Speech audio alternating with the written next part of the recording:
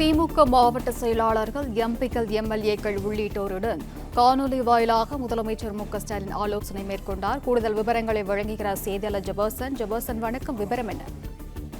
தமிழக முதலமைச்சரும் திமுக தலைவருமான ஸ்டாலின் தலைமையில் கட்சியின் மாவட்ட செயலாளர்கள் கூட்டம் தொடங்கியிருக்கிறது. இந்த கூட்டத்தில் நாடாளுமன்ற, சட்டமன்ற மற்றும் அவர்களுடைய அமைப்பு சார் செயலாளர்கள் பங்கேற்றிருக்கிறார்கள். இந்த கூட்டத்தில் தமிழக முதலமைச்சர் உரையாற்றியிருப்பதாக நமக்கு தகவல் வந்திருக்கிறது.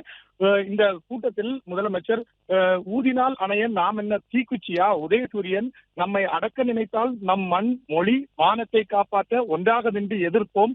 இதுதான் தமிழர்களின் தனி குணம். ஓரணியில் தமிழ்நாடு இயக்கத்தின் நோக்கமும் இதுதான் என மாவட்ட செயலாளர் கூட்டத்தில் அவர் பேசியிருக்கிறார்.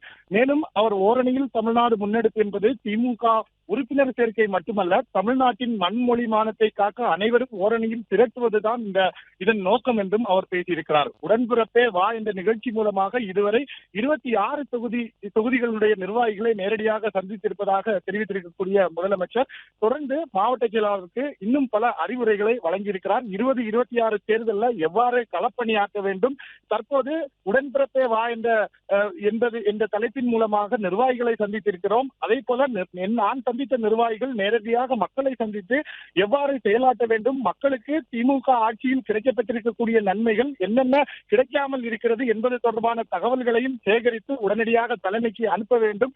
களப்பணியை ஒன்று சேர்ந்து கட்சியினர் எந்தவித பாகுபாடுமின்றி செயல்பட வேண்டும் உள்ளிட்ட பல்வேறு அறிவிப்புகளை அவர் தெரிவித்திருப்பதாக நமக்கு தகவல் கிடைத்திருக்கிறது.